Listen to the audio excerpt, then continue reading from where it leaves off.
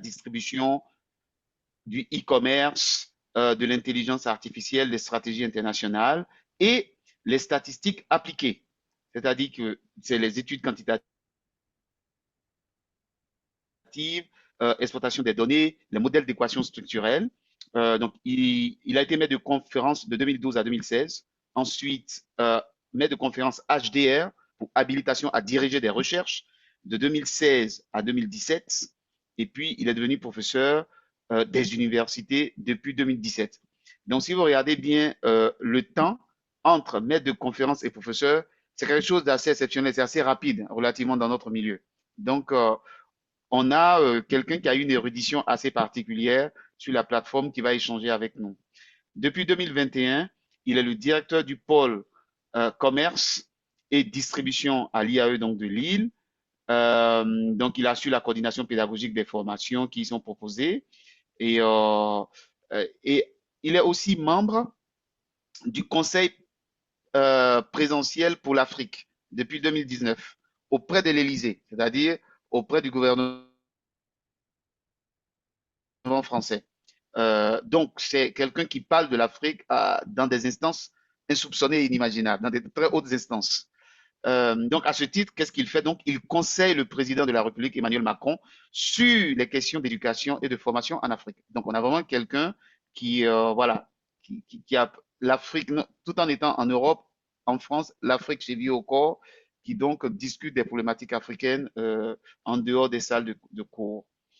Euh, alors, il faut savoir que ces activités de recherche ont donné lieu à différentes publications dans plein de revues. Je ne vais pas les citer elles toutes, mais on a Management International, on a Revue française de gestion, Journal of Business Ethics, Ecological Economics, Decision Support Systems, Journal of Business Research, Industrial Marketing Management, recherche et application en marketing, ce qu'on appelle RAM ici en France, de nombreux ouvrages aussi. Il a aussi des activités éditoriales. Il est le rédacteur en chef adjoint de la revue française de gestion. Il y a peut-être d'autres activités éditoriales que j'oublie aussi éventuellement de mentionner. Bon, donc vraiment, professeur, merci beaucoup. C'est vraiment un très grand honneur de vous avoir sur la plateforme. Et c'est vrai que quand je vous avais envoyé le premier mail pour venir, je me suis dit, oula, un comptable qui parle à un marketeur, comment ça se fait? Donc, j'ai pris le détour de la méthode et finalement, on est là aujourd'hui. Merci vraiment de nous faire cet honneur. Professeur Floisios. Merci beaucoup, professeur Conan, docteur Serge.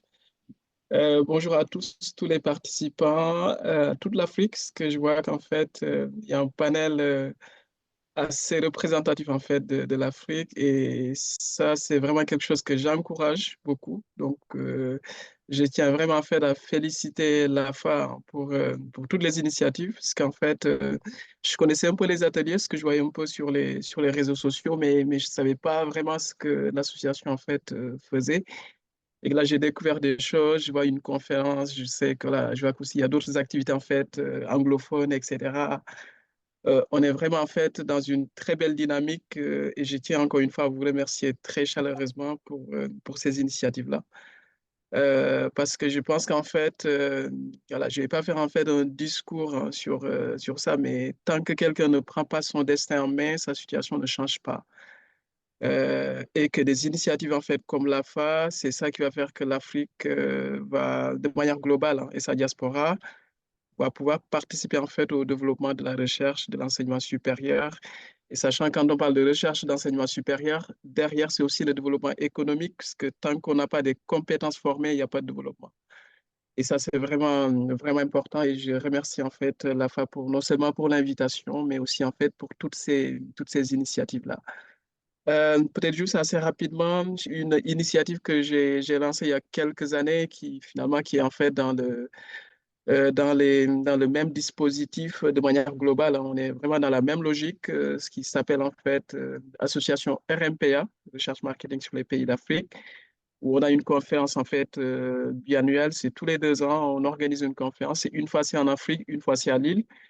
Donc là, ça revient à Lille pour 2024, ça a été à Marrakech la fois dernière, ensuite la fois prochaine, ça va partir en Afrique subsaharienne. on essaie vraiment là aussi en fait de dynamiser et que finalement on est dans cette même logique en fait que l'AFA. Et grâce en fait à cette initiative que j'ai lancée avec une collègue en fait ici en 2000, c'était en 2017 qu'on l'a créée. Derrière, il y a tout un ensemble de choses en fait qui se sont passées puisque quasiment à chaque numéro, chaque édition, on publie un numéro spécial qui porte en fait sur le continent africain. On a eu un GIT. GIT, c'est un groupe d'intérêt thématique au sein de l'Association française de marketing, grâce en fait à cette initiative-là. Aujourd'hui, j'ai aussi en fait un projet ANR, l'Agence nationale de la recherche sur l'Afrique, ce qui est vraiment assez rare en fait d'avoir des projets ANR financés en dehors de la France. Et on a un projet sur 4 ans de 2 millions d'euros pour aller développer en fait la formation, la recherche sur le local. C'est vraiment les produits locaux. C'est un projet, j'ai fait le lancement il y a 2 semaines pour ceux qui sont en contact avec moi sur les réseaux sociaux. Là, vous avez dû voir en fait un peu voilà, les éléments. Tout ça va dans le sens de dire qu'en fait, la diaspora ne peut pas rester dans sa tour d'ivoire, enfin, s'occuper de sa carrière et sans vraiment aller développer des choses en fait pour le continent africain. Donc ça, je suis vraiment sensible à ça. Et au quotidien, quasiment, voilà, il y a pas mal de projets sur lesquels je travaille qui sont en rapport avec le continent africain. Et encore une fois, félicitations à la FA pour toutes ces initiatives-là qui finalement, on voit qu'il y a des convergences avec ce que je fais. Alors, professeur Conan nous parlait en fait des activités éditoriales. Oui, effectivement, je vous ai mis en fait le slide pour la RFG où je suis rédacteur en chef adjoint depuis maintenant 1 an. Euh, voilà, où on essaye aussi en fait ici d'avoir une ouverture sur le monde francophone, puisque c'est une revue, c'est pas une revue française, c'est une revue francophone.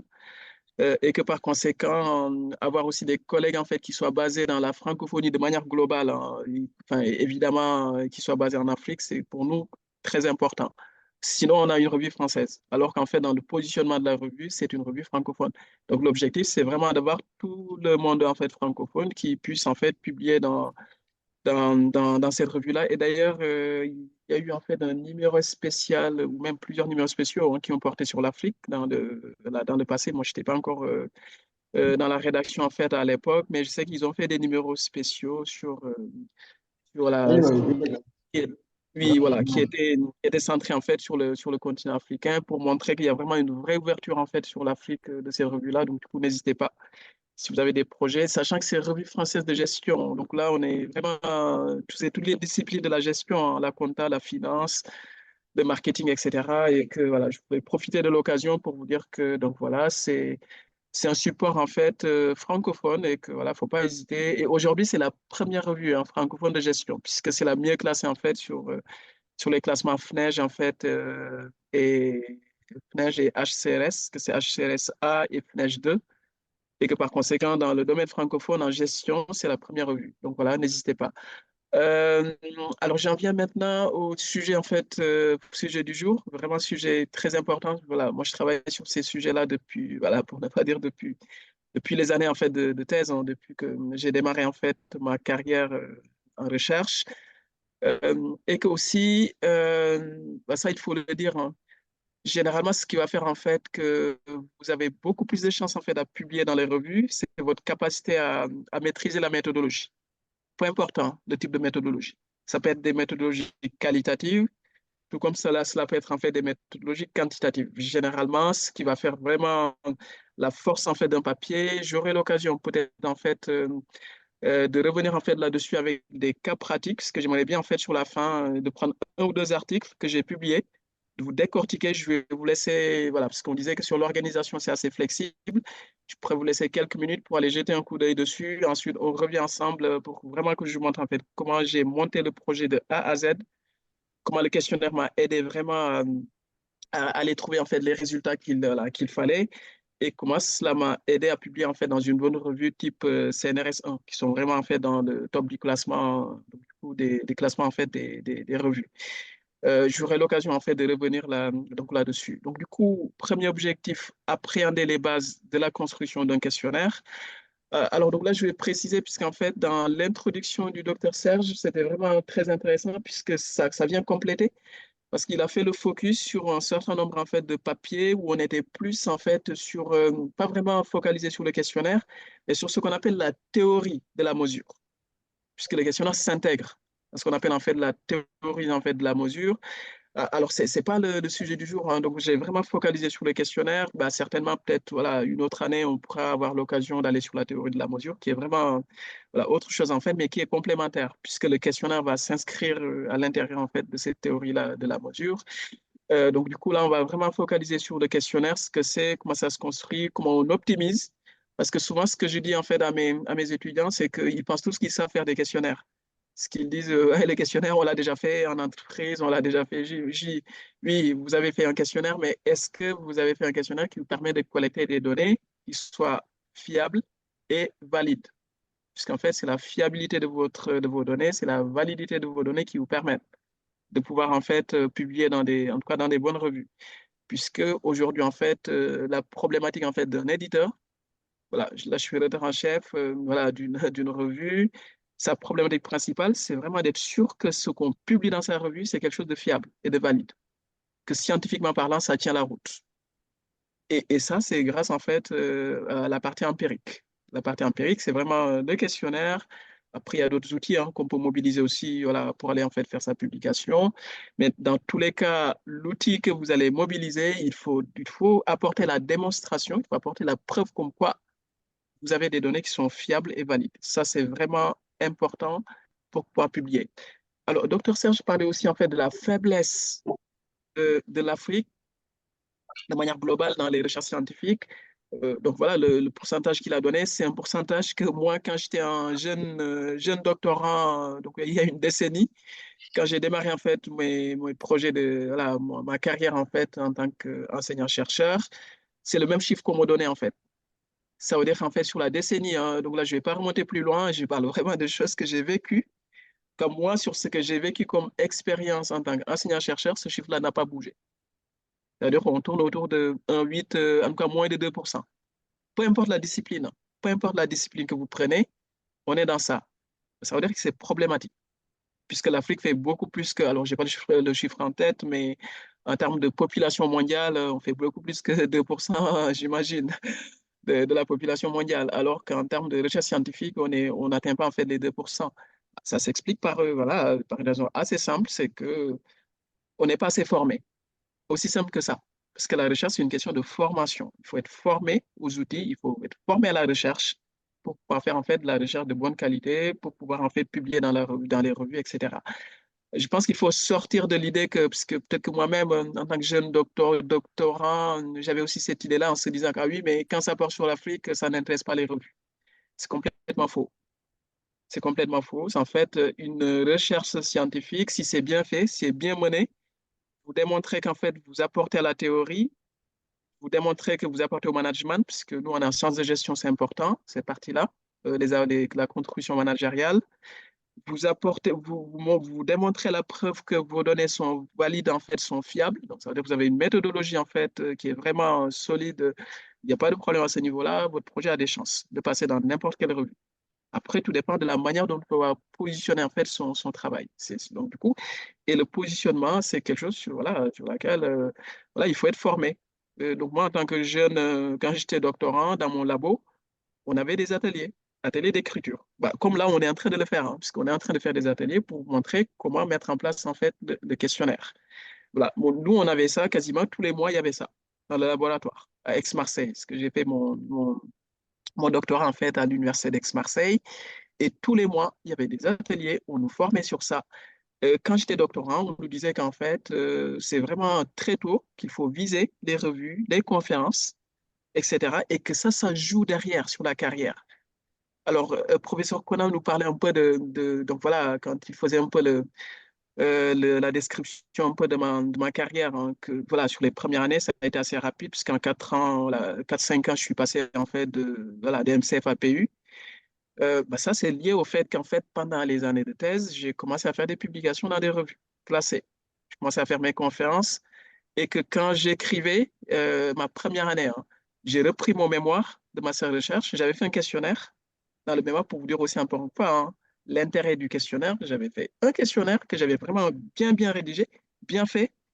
Et qu'avec ce questionnaire-là, évidemment, c'était pour valider mon mémoire de recherche. Mais qu'avec ce questionnaire-là, j'ai aussi fait des colloques des conférences à l'international, aux États-Unis, en Allemagne, Ouais. en France, dès la première année. J'ai publié un article, revue anglophone, pareil, avec toujours en fait les données le questionnaire du mémoire. Ça veut dire en fait, si vous le faites bien, derrière, ce sont des publications qui arrivent. Et que ça fait qu'une fois que vous avez votre thèse pour obtenir les postes, pour être qualifié au CNU, voilà, la question ne se pose pas, puisque vous avez ce qu'il faut.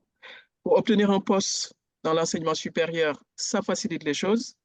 Et qu'une fois que vous avez obtenu un poste, on sait très bien que les 2 premières années, c'est critique. Souvent, vous êtes voilà, vous êtes trop chargé en cours les 2 premières années. Et que souvent, c'est là où vous décrochez, en fait. Et quand vous décrochez, vous ne pouvez pas publier derrière. Si vous ne pouvez pas publier, vous ne pouvez pas faire l'HDR, vous ne pouvez pas passer PU. Et donc, du coup, ça prend du temps. En fait, tout est en chaîne. C'est vraiment une chaîne, en fait. Et que par conséquent, le fait d'anticiper, de bien travailler son questionnaire, etc., ça vous donne en fait de l'avantage, en fait, alors on l'appelle avantage compétitif si on veut, sur le marché du travail. Parce qu'encore une fois, c'est comme un produit, hein. Vous êtes un produit. Vous êtes, ce que là, en regardant un peu les participants, je sais qu'il y a des jeunes docteurs, il y a des docteurs, il y a des doctorants, et que tout ce que je suis en train de dire là, c'est pour vous dire qu'en fait, le questionnaire, c'est un outil, mais que c'est un outil qui doit être au service aussi en fait de vos projets de recherche et de votre carrière académique. Et c'est tout à fait possible. C'est ça qu'en fait, je prends vraiment le temps de vous donner ce retour d'expérience avant même d'entrer en fait dans le vif, dans le détail du sujet. Euh, Comprendre, savoir utiliser les études par questionnaire en entreprise, mais aussi en fait pour le mémoire, la thèse, la recherche.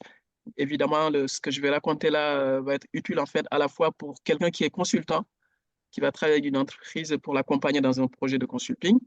C'est quelque chose qui va être aussi utile pour un enseignant-chercheur, parce que je pense que pour la grande majorité, pour ne pas dire pour la totalité, vous êtes enseignant-chercheur. Il y a un certain nombre de références que vous pouvez mobiliser. Alors, je sais certainement, il y en a d'autres hein, dans le domaine de la comptabilité, mais là, j'ai pris vraiment des références que je connais, que j'utilise en fait, qui sont des ouvrages qui permettent aussi d'aider en tout cas dans votre travail de construction du questionnaire.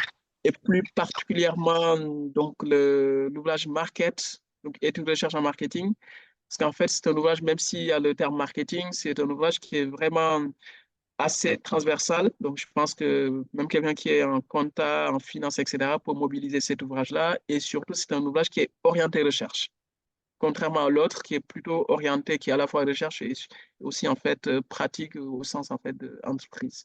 Donc voilà, mais ces deux ouvrages qui sont complémentaires. Si demain vous voulez mobiliser la méthode en fait des questionnaires, vous savez qu'en fait ce sont des ressources que vous pouvez tout à fait mobiliser. Euh, donc, je vous propose un plan en 3 parties. Donc il y a une première partie, je vais passer assez vite parce que là on est vraiment sur les préalables. Quels sont les éléments, mais bon, souvent ces préalables-là, vous les connaissez, hein, puisque quand vous faites un projet de recherche, évidemment, vous n'arrivez pas au questionnaire voilà, comme ça. Dans un premier temps, il y a un projet avec des théories, des concepts, des hypothèses, etc. Et sur cette base-là, en fait, que le questionnaire s'intègre.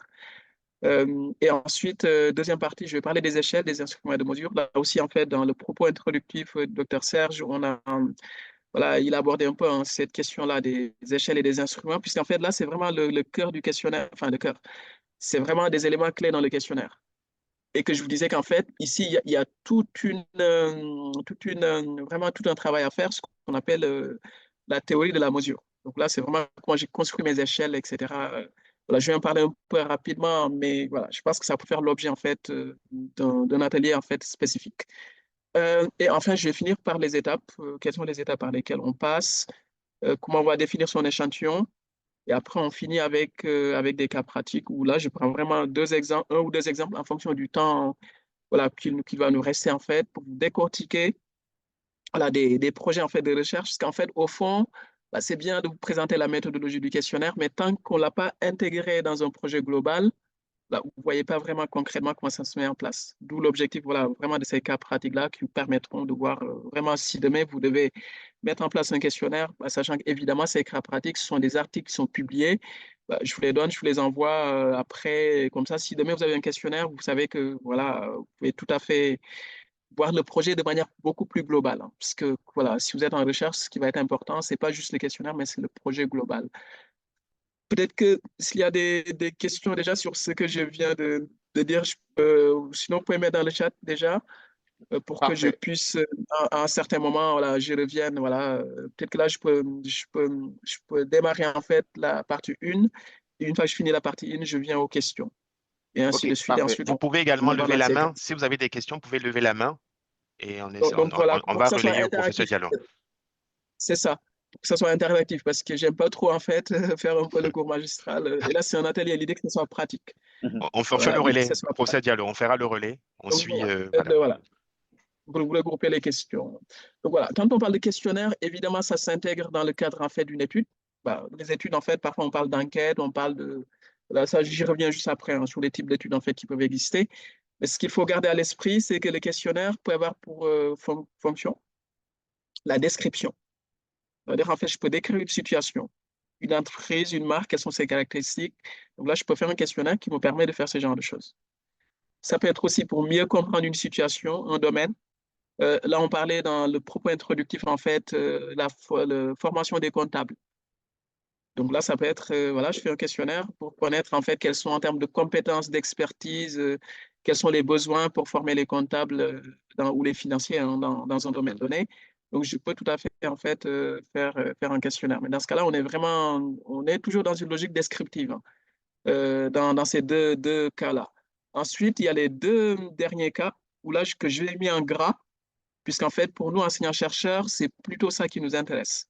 Enfin, plutôt ça. En tout cas, moi, dans mon domaine, dans le marketing, c'est plutôt dans cette logique-là. Et je pense que dans pas mal de disciplines, c'est aussi dans cette logique-là. Ça veut dire qu'en fait, on va utiliser les études par questionnaire pour modéliser, tester. On va modéliser une situation. Donc voilà, un modèle de recherche.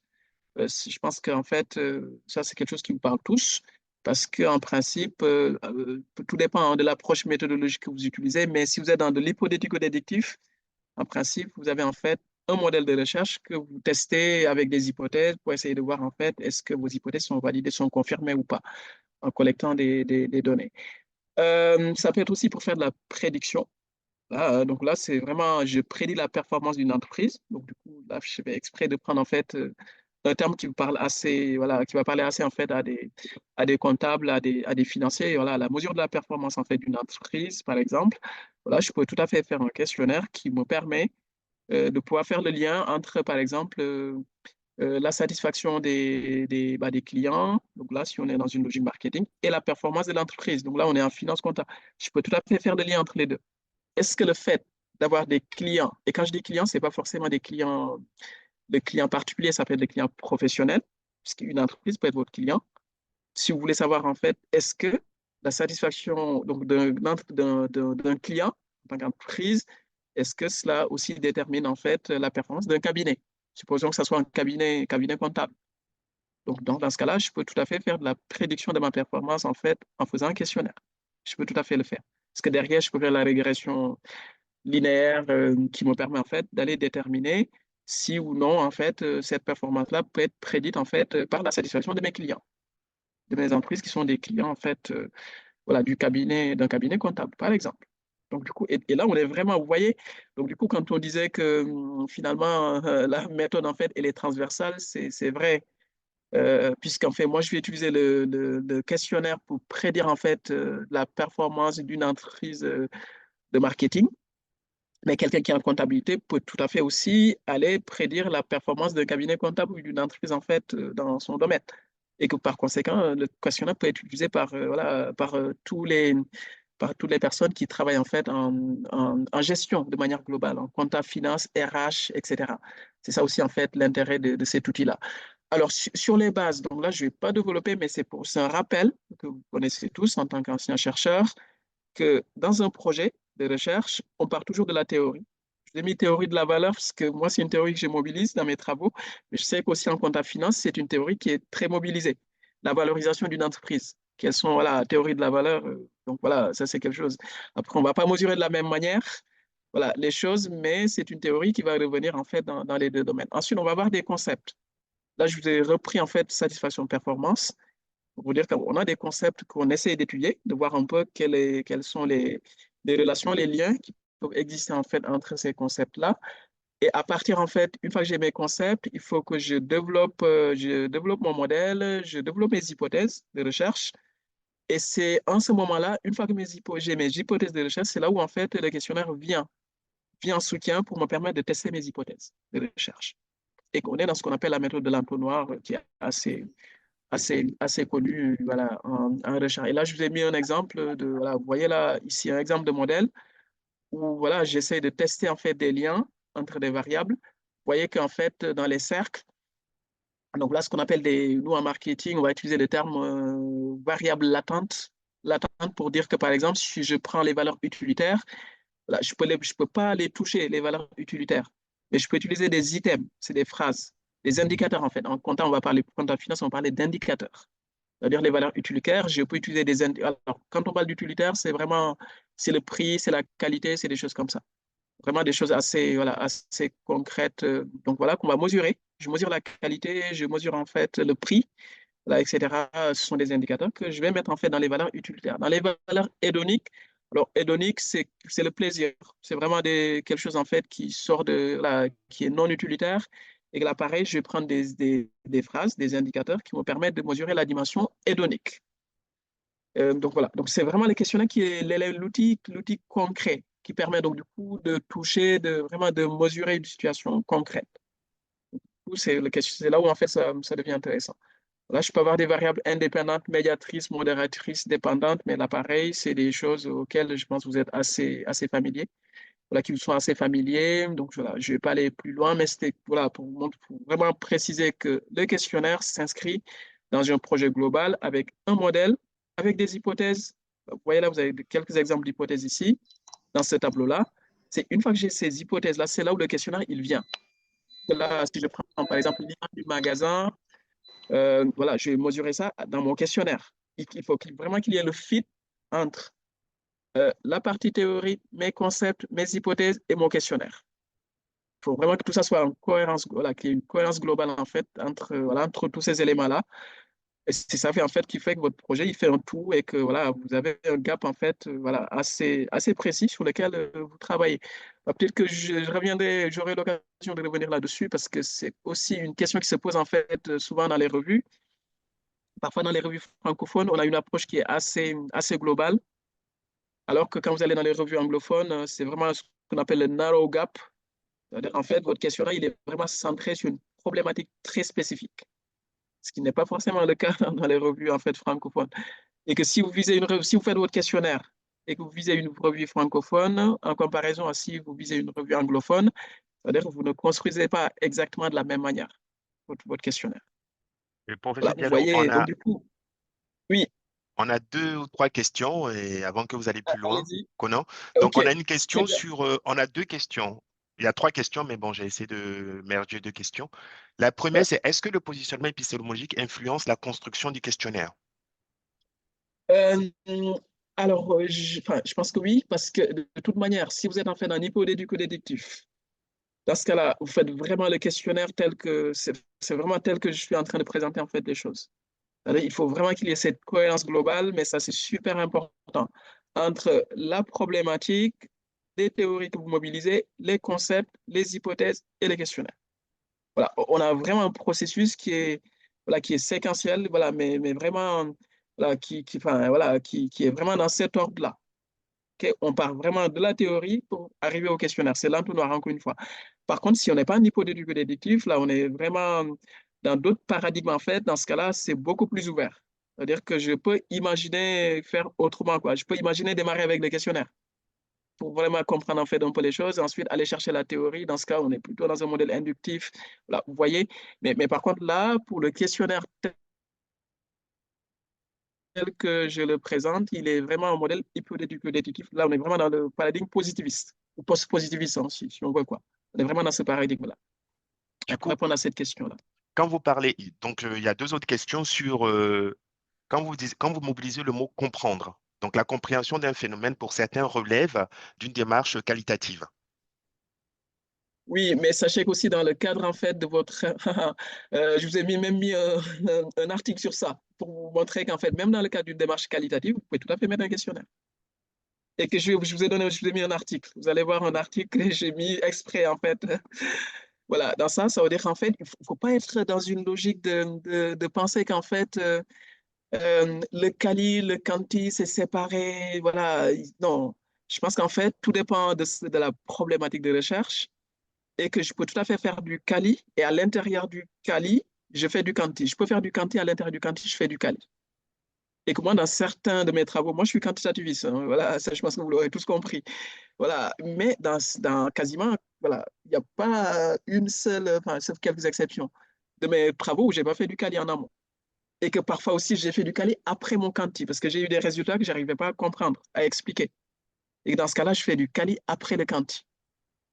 Ça, il faut vraiment qu'on se le garde en tête, puisque nous, ce qu'on. Mais bon, on sait, hein, souvent, les quantitativistes vont dire, ah oui, mais les quali, non, non, pour moi, faire une étude avec 3, 4, enfin, avec 10, 15 personnes, ça vaut rien.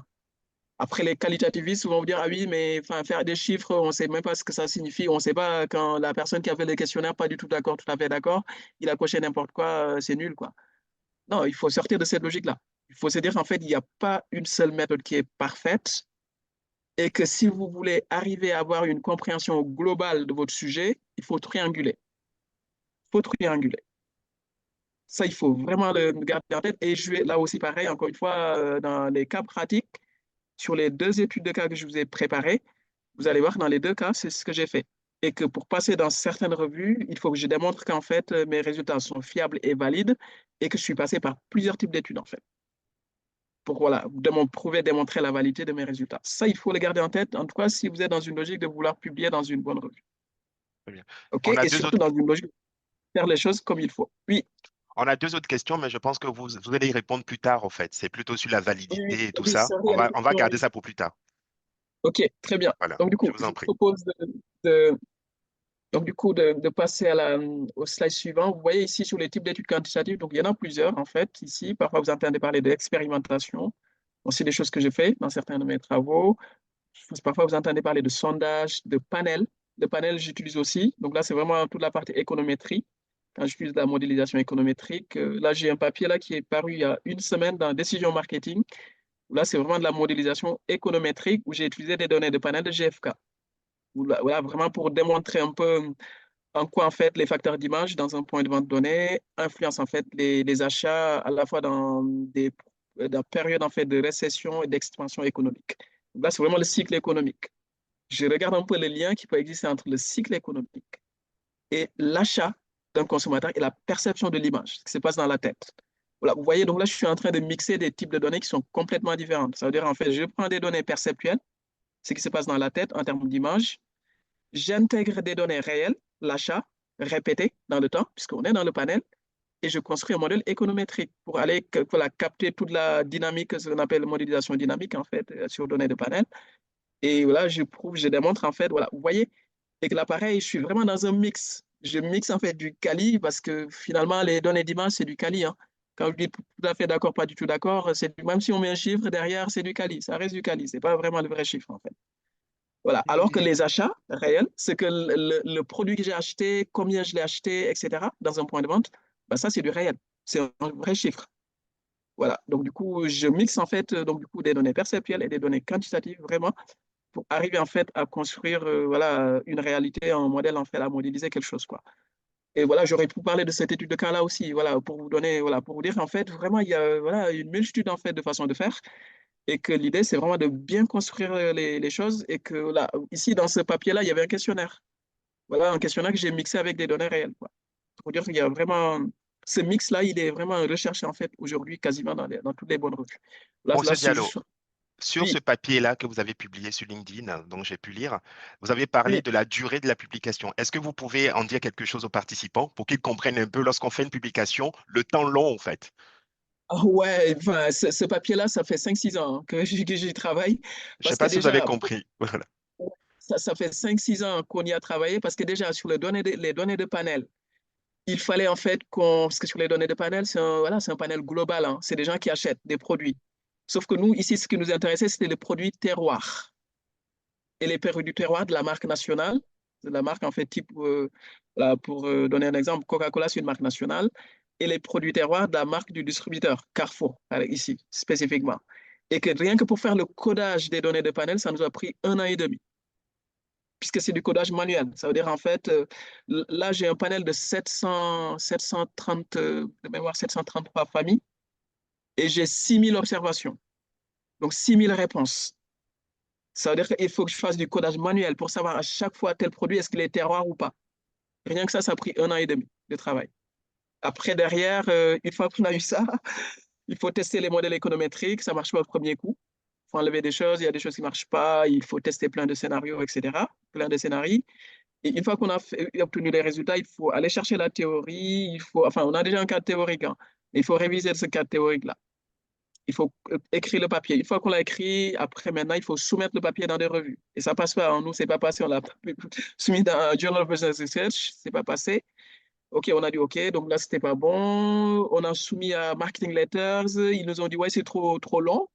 Que si vous arrivez à publier en 20 pages, parce que du Marketing Letters, c'est vraiment un format court format, quoi. Là, on a dit, ça passera pas. Parce que rien qu'avec les données de panel, les tableaux, ça faisait vraiment trop long. On a dit, OK, on laisse tomber. On est allé dans décision marketing et là, ça a pris presque 1 an et demi, quoi. 2 ans dans décision marketing. Là, ça fait 5-6 ans au total. Merci. Bon, papier, voilà. Pour le timing, pour que vous voyez vraiment que la recherche, c'est dans le temps long. S'il n'y a pas d'autres questions, je propose de passer du coup. Peut-être s'il y a d'autres questions, on les prend avant de Ben, il y a passer à. une question, c'est est-ce que le questionnaire est un instrument adéquat pour l'étude d'un phénomène nouveau? Alors, tout dépend de ce qu'on appelle un phénomène nouveau, parce que est-ce que c'est un phénomène sur lequel il n'y a vraiment aucune recherche, il y a vraiment rien? Dans ce cas-là, il faudrait peut-être commencer par du Cali. Donc là, on n'est pas dans les questions, c'est plutôt le guide d'entretien qu'il faut faire pour vraiment étudier, en fait, comprendre un peu, vraiment avoir une compréhension assez globale, plus précise en tout cas du sujet, avant de pouvoir. Parce que le questionnaire, c'est des phrases, il faut avoir des phrases en fait assez plus ou moins précises. Et ça, il faut qu'on comprenne la situation déjà, dans un premier temps. Voilà, tout dépend de ce qu'on comprend, enfin, de ce qu'on appelle le nouveau. Mais si c'est vraiment quelque chose qui n'est pas étudié, voilà, vraiment nouveau, puisque parfois on nous dit, ouais, c'est nouveau, mais quand vous regardez bien, en fait, c'est pas si nouveau que ça. Peut-être que c'est nouveau dans un domaine donné, mais quand vous changez de contexte, de domaine, de discipline, non, c'est pas nouveau. Donc, tout dépend. Mais si c'est réellement nouveau, dans ce cas-là, oui, voilà, c'est plutôt aller faire du quali dans un premier temps. Commencez pas par le questionnaire. Parce que vous aurez du mal à rédiger le questionnaire, en fait. Il y a une autre question sur, vous savez, vous avez présenté les variables indépendantes, dépendantes, intermédiaires. Il y a quelqu'un qui dit quid des variables de contrôle? Ça, c'est la question de Lobanda Aloni. Oui, oui, parce qu'en fait, oui, je ne les ai pas mis ici, parce qu'en fait, les variables de contrôle, c'est vraiment des facteurs dont on pense que, voilà, c'est ils pourraient en tout cas influencer les relations entre les variables qu'on étudie et qu'on essaye en fait voilà, finalement de contrôler. Alors, quand on dit contrôler, c'est juste en fait, il faut prouver que l'intégration de ces variables-là ne vient pas changer, ne vient pas changer en fait le modèle. Donc, du coup, je ne l'ai pas mis ici, mais effectivement, on pourrait aussi ajouter les variables de contrôle. Mais sachant que les variables de contrôle, voilà, on n'a pas des hypothèses dessus, ce qui n'est pas le cas pour ces variables-là. Les hypothèses, on les a entre ces variables-là que je vous ai mis. Puisqu'en fait, là, c'était juste pour parler un peu derrière des hypothèses. Voilà, comme sur les variables de contrôle, il n'y a pas d'hypothèse, en fait, je ne les ai pas mis, mais c'est des choses voilà, qu'il faut mettre aussi, OK. quoi, pour montrer Ah, qu'en fait, on a vraiment des il y a la résultats. question de Michel. Il y a la question de Michel. Ensuite, peut-être qu'on va laisser le prof avancer, s'il te Vas-y, plaît. oui. La question de Michel, il vous demande où est-ce que vous pouvez classer les recherches exploratoires, c'est-à-dire ces recherches-là pour lesquelles il n'y a pas de modèle préalable réel. Alors, où est-ce qu'on les place? Est-ce qu'on parle en fait d'un point de vue épistémologique ou est-ce qu'on parle Peut-être vraiment. méthodologique, hein, je ne sais pas. Et est-ce que Michel veut prendre la Oui, parole pour préciser oui, son propos? bien sûr. Merci beaucoup de prendre la question. En fait, parce que moi, j'ai pas mal travaillé sur, par exemple, sur la connaissance des générations, génération Y, génération Z, etc., par rapport aux valeurs en particulier. Donc, j'ai utilisé notamment des échelles qui permettent je dirais, d'évaluer l'importance, le degré d'importance, de préférence des valeurs. Mais j'avais pas vraiment de modèle à proprement parler. C'est vraiment de l'exploratoire, en fait. C'est-à-dire que j'ai quelques hypothèses, mais qui restent quand même très, très générales. Euh, et du coup, moi, j'ai assez souvent travaillé sur une approche très exploratoire, c'est-à-dire sans véritablement de modèle préexistant, en essayant de comprendre la réalité telle qu'elle est, mais sans avoir véritablement de basement théorique, en fait, sur ces aspects-là. Alors, je sais que c'est un peu insuffisant, hein, mais voilà, c'était un sujet qui m'intéressait. Alors, je parle au passé parce que maintenant, je m'intéresse moins à ces questions-là, mais c'était en fait pour savoir comment vous percevez en tant que rédacteur en chef, en fait, les projets d'articles qui sont vraiment exploratoires. Euh, oui, parce qu'en fait, en tout cas, là, si je parle par rapport à la RFG, bah, je peux parler aussi par rapport à mon expérience personnelle. On s'est dit qu'en fait, en tout cas pour une revue, tous les types de projets sont acceptables. Du moment où en fait, on a suffisamment motivé, justifié les choix qui sont effectués. C'est vrai que sur une revue type RFG, où on est quand même Flèche 2, si voilà, vous positionnez le projet uniquement en étant un projet exploratoire, il y a des chances qu'on se dise que voilà, au final, voilà, il faut vraiment ajouter en fait une autre étude en fait qui sera plus de nature plus confirmatoire. Euh, donc voilà, et après, maintenant, si c'est de l'exploratoire, parce qu'en fait, le sujet est complètement nouveau, mais vraiment, y a rien dessus, et qu'à travers en fait l'étude exploratoire, vous arrivez par exemple, en fait, à conceptualiser, par exemple, à définir le concept dont il est question, à accrocher ce concept-là, en fait, à une théorie, etc., vraiment apporter une vraie contribution théorique par rapport à ce phénomène-là qui est nouveau, dans ce cas-là, l'étude exploratoire est tout à fait acceptable. Il n'y a pas de problème. Par contre, si vraiment il y a déjà une bonne base sur le plan théorique, on connaît déjà pas mal de choses sur le sujet et que vous venez nous dire c'est exploratoire, là, ça va être compliqué. Et là, je pense Mhm. que c'est aussi moi par rapport à mon expérience personnelle, parce que j'ai eu aussi à être chef invité de Journal of Business Ethics, par exemple. Là, actuellement, je dirige un numéro spécial de recherche d'application marketing, management d'avenir, où j'ai eu pas mal d'expérience en fait éditoriale de ce voilà et à chaque fois c'est comme ça qu'on en fait. Hein. Si on Mhm. voit qu'en fait c'est de l'exploratoire sur un sujet qui est complètement nouveau et que ça permet vraiment, mais il faut vraiment qu'il y ait une vraie contribution, hein, qu'il y ait une vraie création de connaissances en fait à travers une méthode exploratoire. Dans ce cas-là, oui, D'accord. il y a pas de problème. Si c'est pas le cas, par contre, c'est d'être éjecté. On laisse pas, on n'envoie pas en évaluation puisque on connaît déjà pas mal de choses sur le sujet et que Mhm. par conséquent, il faut plutôt en fait, peut-être l'exploratoire peut être la première phase. Hein. Par exemple, Mhm. moi, enfin, quasiment sur tous mes travaux, je fais de l'exploratoire du Kali dans un premier temps. Ou même ça peut être D'accord. un petit quanti. Hein. Ça peut être vraiment un petit quanti où je fais de l'exploratoire voilà, quantitatif. Et Mhm. derrière, par contre, je fais voilà, deuxième étude qui est vraiment confirmatoire, qui permet d'aller plus loin, d'avoir un modèle qu'on teste, etc. D'accord. Merci beaucoup, professeur. Merci à vous. Voilà.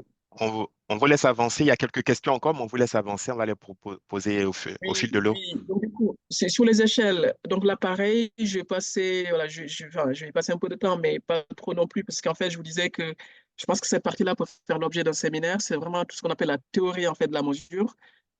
Et que derrière, on dit théorie, hein, ça veut dire en fait, au-delà de ce que je vais présenter là, qui n'est pas du tout théorique, ce que je mets là, il y a tout un ensemble de théories en fait derrière qui pourraient faire l'objet d'un voilà, d'un atelier. Voilà, quand on parle d'échelle, c'est vraiment un outil qui permet juste en fait de mesurer, voilà, mesurer un phénomène. Et que pour faire une échelle, il y a plusieurs manières de faire. Ça peut être une échelle avec du chiffrage, tout comme ça peut être en fait des échelles qu'on peut faire avec des codes couleurs, qu'on peut faire avec des graphiques, enfin, etc. Donc il y a plusieurs modalités. Et que tout dépend aussi du public qu'on a en face. Si par exemple vous travaillez sur un public qui est assez sensible, vulnérable, sur des enfants, etc., dans ce cas-là, peut-être qu'au lieu de faire du chiffrage, vous pouvez plutôt faire des codes couleurs. Et que ça permet d'avoir des échelles qui soient plus adaptées en fait à ce public-là. Donc ça, c'est important à garder en tête. Donc du coup, le choix qu'on fait en termes de type d'échelle dépend aussi en fait du public qu'on a. Et que par conséquent, ça veut dire qu'il faut avoir quand même une connaissance à minima de son échantillon, de sa cible, pour savoir en fait quel type d'échelle en fait je vais mobiliser. Après, voilà, généralement, il faut quand même derrière qu'on soit capable en fait d'associer des chiffres. Même si à la base, vous n'avez pas mis des chiffres, par exemple, là, ici, sur les seuils de consommation énergétique, on aurait pu ne pas mettre en fait les moins 50, 51, 90, bah, les chiffres, on aurait pu ne pas les mettre juste des A, B, C, D, voilà, etc. Ou les codes couleurs, du vert en fait au rouge. Mais une fois qu'on a ça, si on veut faire des tests, en tout cas d'un point de vue statistique, derrière, il faudra associer des chiffres. Ça veut dire qu'une fois que je vais sur SPSS, voilà, il faut que j'associe, par exemple, voilà, je dis qu'en fait, le vert, c'est 1, le vert foncé, c'est 1, le vert clair, c'est 2, le jaune, c'est 3, le jaune foncé, c'est 3, jaune clair, c'est 4, etc. Il faut des chiffres pour que le logiciel puisse faire des calculs derrière. Donc voilà, mais il y a plusieurs modalités. Ce qu'il faut garder en fait ici en tête, il y a plusieurs manières de faire et que tout dépend en fait de son public et il faut que ça soit adapté au public. Vous avez plusieurs types d'échelles.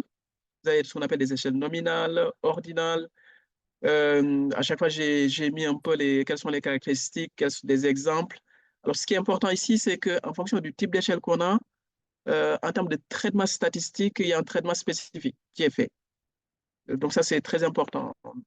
Voilà, à bien noter, si vous avez par exemple deux échelles de type nominal, voilà, c'est le test du KID derrière, d'un point de vue de traitement statistique qu'on fait. Si vous avez des échelles de type ordinal, c'est des corrélations de rang, voilà, qu'on va plutôt faire. Et cette partie-là, c'est important puisque ça, ce sont aussi des éléments qui vont impacter beaucoup l'acceptation d'un projet de recherche. Si on se rend compte qu'en fait, il y a des erreurs à ce niveau-là, c'est des risque éjecté. On ne va pas le laisser passer. Donc, du coup, là, il faut vraiment voilà, bien réfléchir sur le type d'échelle qu'on a et derrière quel type, en fait, de... Voilà, parfois, sur certains projets de recherche, on n'a pas besoin d'aller faire de modélisation économétrique poussée, etc. Parfois, c'est des tests assez simples de KID, de choses comme ça suffit largement. Pas besoin d'aller mettre en place un dispositif statistique trop voilà, sophistiqué, non. Parce que votre problématique, les échelles que vous mobilisez appellent juste, en fait, des tests statistiques assez simples. Et ça, c'est important à garder en tête. Quand vous avez des échelles d'intervalle, à chaque fois où je vous ai mis des caractéristiques de l'échelle, voilà quel type en fait de traitement statistique on fait. Et qu'en fonction aussi de la discipline, donc voilà, il y a certaines échelles qui sont utilisées plus que d'autres. Moi, je sais qu'en fait, nous, en marketing, les échelles ordinales, on va les utiliser, les nominales, on va les utiliser aussi. Alors que si vous allez en faire en économie, si vous allez en finance, compta, etc., c'est plutôt des échelles de type proportion. On va plutôt mobiliser en fait. En tout cas, quand on a des documents avec des indicateurs chiffrés. Si par contre on n'a pas d'indicateurs chiffrés, c'est plutôt des indicateurs qualitatifs. Dans ce cas-là, on peut évidemment utiliser des échelles de type nominal, type ordinal. Donc là, on parlait en fait de la qualité de la formation des comptables voilà, en début, en propos introductif. Donc ça, c'est des choses sur lesquelles on peut mobiliser des échelles nominales ou ordinales, par exemple. OK. Et ensuite, sur les variables quantitatives, qualitatives, donc là, je vous ai refait là un tableau. Donc voilà, qui distingue en fait à chaque fois le nominal, ordinal, discrète, continu. Voilà, parce qu'en fait, tout ça, c'est important aussi derrière en termes de traitement statistique. Bah, c'est vrai qu'en fait, le séminaire n'est pas centré sur ça, mais je tenais quand même à vous le mettre, parce que ça détermine derrière en fait, le type de traitement statistique en fait, qu'on va mobiliser. Alors, si je prends le cas du marketing, il y a certains types d'échelles en fait qu'on a plutôt l'habitude d'utiliser, c'est ce qu'on appelle les échelles de Likert ou les sémantiques différentielles. Donc là, les Likert, c'est les pas du tout d'accord, tout à fait d'accord. Ça, c'est des choses que vous voyez souvent dans les questionnaires. Après, ça peut être des sémantiques différentielles. Souvent, dans ce cas-là, c'est vraiment quand on étudie un phénomène avec des adjectifs qui sont opposés, par exemple. Donc là, ça pourrait être en fait pareil si on reprenait en fait l'exemple qui a été cité sur les compétences en fait voilà, des comptables. Voilà, on pourrait imaginer en fait, donc voilà, compétences en fait acquises, non acquises. En fait, on a tout un ensemble de caractéristiques et à chaque fois, c'est acquises, non acquises et sur cette base-là, en fait, on peut mesurer ça en fait avec une échelle sémantique différentielle. Où là, on a deux adjectifs qui sont opposés en fait. On demande en fait aux répondants de noter sur ces adjectifs-là. Donc, tout dépend encore une fois, hein, le type d'échelle, voilà, le choix du type d'échelle dépend de l'objectif du travail. Alors, Il y vous a avez une, aussi les staples. Professeur Oui, Diallo, il y a une question de Aïcha Kamoun qui vous demande, à part les échelles de oui. Likert, quelle est la meilleure mesure à utiliser, pair ou impair? Je vous lis sa question telle qu'elle, hein, même si je pouvais y répondre. Bonne question. Généralement, on considère qu'en fait, quand c'est impair, ça veut dire qu'en fait, il y a une modalité de neutralité quand c'est impair. Par exemple, là, j'ai 5 modalités sur les Likert, là. C'est impair. Généralement, nous, en recherche, hein, je parle bien en recherche. Voilà, l'idéal, c'est impair. Et surtout de laisser un sans opinion. Parce que si vous ne laissez pas sans opinion, en fait, vous obligez les gens à faire un choix.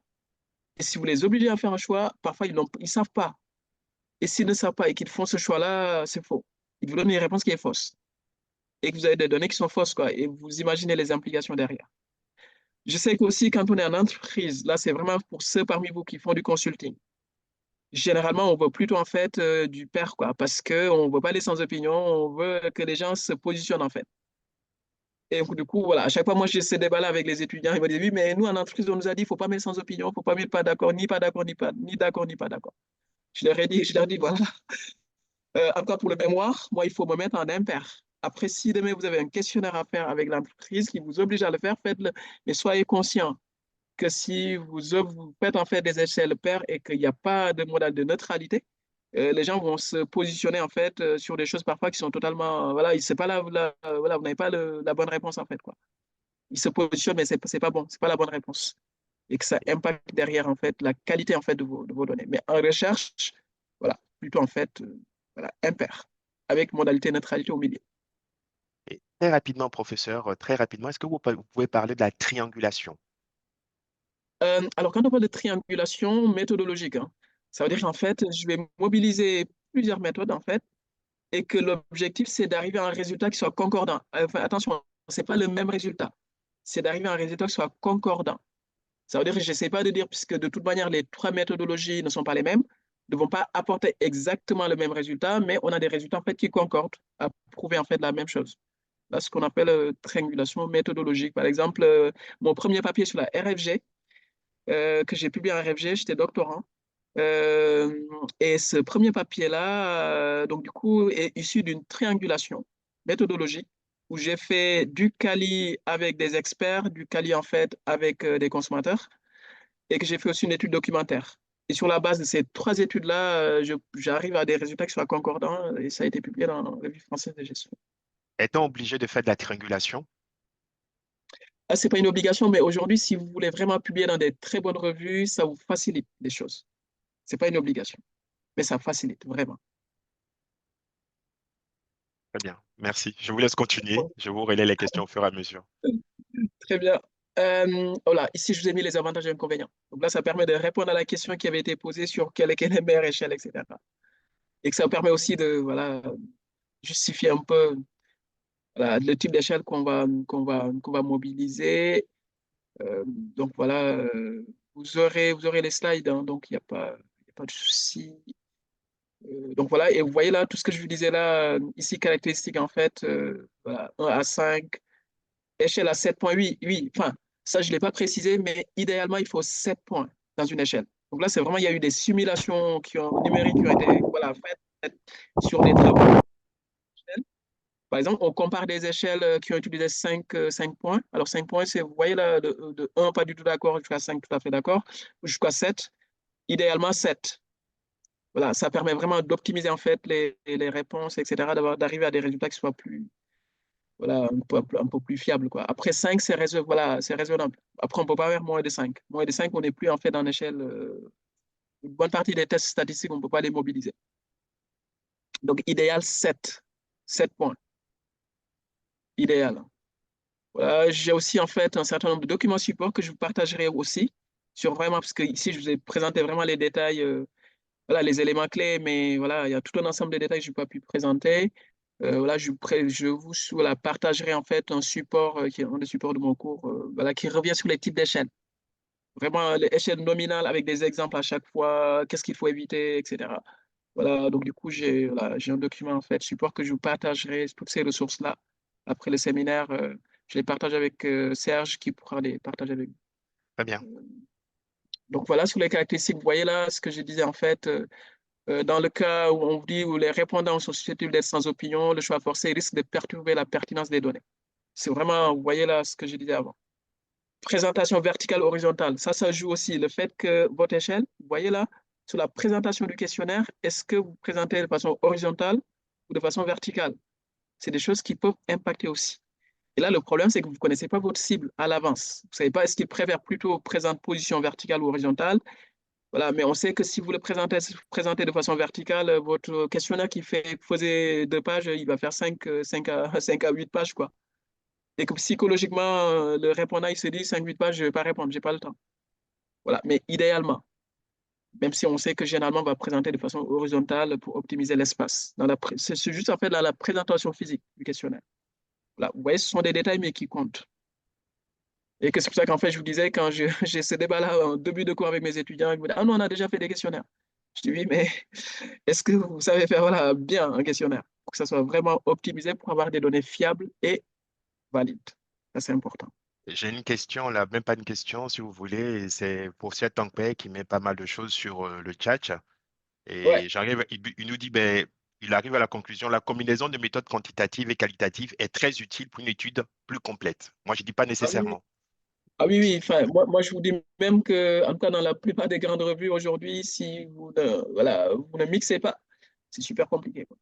Après, ça dépend des revues. Il y a des revues et pas forcément, on est sur du quanti. Il y a des revues, on est sur du quali. Il y Oui, a des, oui, oui, oui, ça, c'est le positionnement de la revue. Ça veut dire qu'en oui. fait, il y a des revues qui sont vraiment. Mais je pense que ça commence à bouger, ça. Même sur des revues qui sont vraiment. Après, tout dépend de la discipline. C'est vrai que moi, je parle avec le prisme en fait, du marketing et que c'est pas forcément le cas en finance, par Oui. exemple, certainement, ni en Parce que compta. Mais le problème aujourd'hui pour ce dialogue, en compte à un Kono, tu pourras peut-être rajouter quelque chose. Lorsque vous faites du quali ou du quanti, le ouais, rédacteur se dit, ben tiens, à quelle table de discussion vous contribuez au fait, à qui il va l'envoyer? Parce qu'il a des réviseurs qui sont quali, des réviseurs qui sont quanti, et souvent il est embêté. ah ouais, Et du coup, il se retrouve entre deux eaux, et on ouais, a il a souvent du ce mal. débat-là avec d'autres collègues où vous avez des revues qui sont vraiment très Ouais. méthodologiques au fait. Ils font certes les deux méthodes, mais la combinaison, Mm. il y a très peu peut-être de chercheurs dans ces revues-là qui combinent les méthodes. Et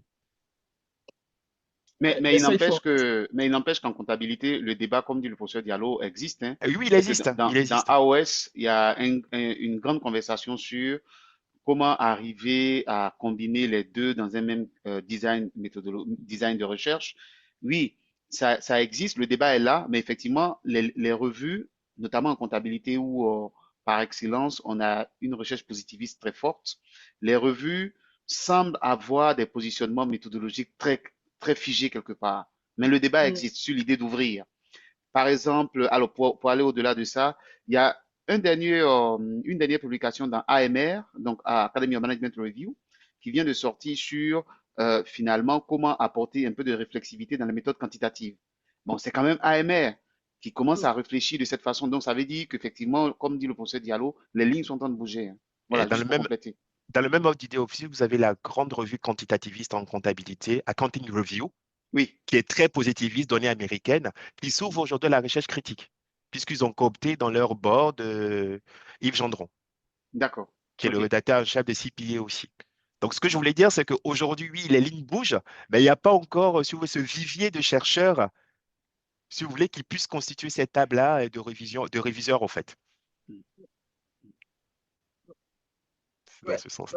Mais en tout cas, pour moi, c'est salutaire que les Oui. choses commencent à bouger aussi du côté de la compta finance. Parce que pour moi, la connaissance, il n'y a pas une seule méthodologie qui est, voilà, qui est, encore une fois, hein, ce que je disais en introduction, hein, il n'y a pas une seule méthode qui est, voilà, qui est parfaite et que c'est en combinant les choses qu'on arrive à avoir une vision, voilà, plus globale des choses. Encore dans les sciences de gestion, hein, parce on est encore, quoi qu'on puisse dire, hein, on peut dire ce qu'on veut. Et voilà, moi je suis quantitativiste, on peut dire ce qu'on veut, on reste des sciences sociales. Et que Mm. la science sociale, c'est l'humain. Et que l'humain, c'est voilà, c'est du verbatim, c'est du texte, c'est la parole, etc. Et que tant qu'on sera focalisé uniquement sur du chiffre, on a des choses, mais franchement, c'est pas représentatif de toute la réalité, en fait. Et ça, il faut qu'on en soit conscient. On n'est pas en sciences exactes. Ça, il faut garder en tête, quoi. Prof, Professeur Diallo, oui, il y prof, a une pardon, question sur. oui, Je vais peut-être oui, la lire aussi. ouais, ok. Est-ce que. Il y a Adolphe qui vous dit ben pourquoi vous soutenez que l'idéal, c'est d'avoir une échelle de mesure Likert à 7 niveaux? Et après, j'ai une autre question sur l'utilisation de Google Form. Oui, parce qu'en fait, à ce niveau, parce qu'encore une fois, hein, je vous disais qu'il y a des simulations qui ont été faites sur des enquêtes en fait, qui ont utilisé cinq modalités. Et sur des enquêtes qui ont utilisé 7 modalités, voilà, généralement, voilà, c'est beaucoup plus. Voilà, on a des données en fait, qui se prêtent à l'analyse statistique. Parce que n'oubliez pas, encore une fois, hein, on est finalement sur des données qualitatives hein, qu'on a transformées en chiffres. Parce que pas du tout d'accord, je reviens encore sur mon échelle de Likert. Voilà, vous voyez, tout à fait d'accord, plutôt d'accord, sans opinion. C'est pas du vrai chiffre. On a mis des chiffres pour que le logiciel puisse faire les calculs, mais finalement, ça reste du quali, en fait, au final, voilà, qu'on a quantifié, quoi. Et que n'oubliez pas aussi que derrière, pour faire un certain nombre de tests statistiques, par exemple, pour faire la régression linéaire, il y a la loi normale. Il faut que les données suivent une distribution normale ou s'approchent de la normalité. Et que si vous avez 5 modalités, c'est beaucoup plus compliqué de s'approcher de la normalité. Si vous en avez 7, voilà, c'est encore mieux. Si vous en avez 10, c'est encore mieux. Si vous en avez 100, c'est encore mieux. Mais sauf qu'avec 10, à partir de 10 modalités, pour les répondants, c'est presque pas possible. Ça veut dire qu'il faut qu'ils lisent les 10 modalités et qu'ils se positionnent. Si vous en avez 100, bah, ça veut dire que c'est juste sur une question à chaque fois et qu'il faut qu'il... Non, c'est pas possible. Ah, donc, Et est-ce que, pour... professeur, est-ce que ça veut dire que c'est d'aller rechercher plutôt la variabilité dans la mesure? C'est pour ça qu'on C'est ça. étend l'échelle? C'est ça. OK. On essaie de OK. chercher la variabilité et que par conséquent, 7, ça permet vraiment d'avoir une position d'équilibre. Si on a 10, bah, c'est aussi c'est pas mal non plus, quoi. Mais 10, encore une fois, voilà, ça veut dire qu'il y a 10 modalités de réponse et qu'il faut qu'il lise chaque modalité se positionne. Ça veut dire que voilà, ça fait qu'il a beaucoup plus de travail à faire et ça prend beaucoup plus de temps pour remplir le questionnaire. Et que 7, on est vraiment sur, voilà, sur à peu près nombre de modalités optimisées, quoi. Merci, professeur. On vous laisse avancer. Il y avait une question sur la construction, je ne sais Oui, plus, oui, Google Form. sur Google Form. Alors, est-ce que Google Form est satisfaisant selon vous pour diffuser le questionnaire? Oui, mais ça c'est juste une plateforme. Je pense que toutes Mm, les plateformes, plus ou moins aujourd'hui, hein, se valent de manière globale. mm, Donc, il n'y a pas de problème, à part des problèmes de sécurité, de sécurisation, puisque derrière, c'est Google, tout dépend, quoi. Si vous faites des enquêtes sur des sujets super sensibles et que ces données-là, vous ne voulez pas que ça soit vu par quelqu'un d'autre, etc., c'est là où il faut faire attention, puisque Google Form, en termes de sécurisation, donc voilà, vous ne savez pas c'est qui peut voir après, derrière, chez Google ou ailleurs, quoi. Ensuite, tout dépend aussi de ce que vous voulez faire. Moi, je sais qu'en fait, dans une bonne partie de mes travaux, je fais des expérimentations. Et dans les expérimentations, il y a ce qu'on appelle la randomisation. Randomisation, c'est que j'ai un groupe de contrôle, j'ai un groupe expérimental ou plusieurs groupes expérimentaux. Voilà, je mets plusieurs versions du questionnaire. Je veux que le premier répondant qui clique sur le lien, il tombe sur une version. Le deuxième répondant sur une deuxième version. Troisième répondant, troisième version. Et ensuite, quatrième répondant, première version, etc. Ce qu'on appelle la randomisation. Et ça, Google Form ne le fait pas. Donc, moi, mm, j'utilise plutôt Caltrix. Caltrix, par contre, c'est payant. Et c'est assez cher quand même. Voilà, c'est une Alors, plateforme qui s'appelle Caltrix. Je peux vous le mettre en chat, puisque OK. il y a une version gratuite voilà, que vous pouvez utiliser, mais c'est limité. Voilà, Caltrix, ça s'écrit comme ça. Voilà, Mm, si vous tapez juste ce terme-là, Caltrix, vous allez tomber dessus sur Google, vous pouvez aller chercher. Si vous voulez tester la plateforme, vous pouvez aussi créer un compte en fait gratuit. Alors le compte gratuit, je ne sais plus, c'est limité à 200 répondants ou quelque chose comme ça. mm. Prof, Voilà, mais prof, si vous faites des petites enquêtes, oui, ça peut le faire, quoi. j'ai une Des autre enquêtes. question.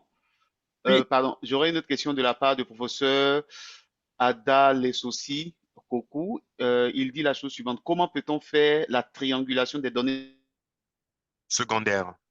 secondaires? Peut-être s'il est là, s'il entend, peut-être il peut préciser. Alors, je ne sais pas si vous avez compris la question. Je reprends. Comment peut-on faire la triangulation des données secondaires? À la triangulation avec des données secondaires, non, non, parce qu'en fait, Mm, l'idée, c'est juste que, voilà, moi, en tout cas, dans le papier spécifique, j'étudiais le comportement, en fait, du consommateur vis-à-vis des marques étrangères. C'est-à-dire, en fait, c'était sur le Brésil. J'étudiais, en fait, comment le consommateur brésilien perçoit la marque étrangère qui est implantée au Brésil. Par exemple, la marque française, c'était mon cas spécifique, Carrefour Casino. Comment ces consommateurs-là conçoivent en termes de perception, est-ce que c'est pareil ou pas? Puisqu'en fait, ces produits-là, ces marques, en fait, ce qu'on appelle les MDD, ici en France, quand vous les achetez, quand vous allez en fait faire vos courses et que vous achetez les produits Auchan, les produits Carrefour, etc., souvent c'est pour le rapport qualité-prix. Parce que ces produits-là vont coûter moins cher que la marque nationale. Le Coca-Cola, le Casino Cola va coûter moins cher que Coca-Cola. Et que c'est vraiment pour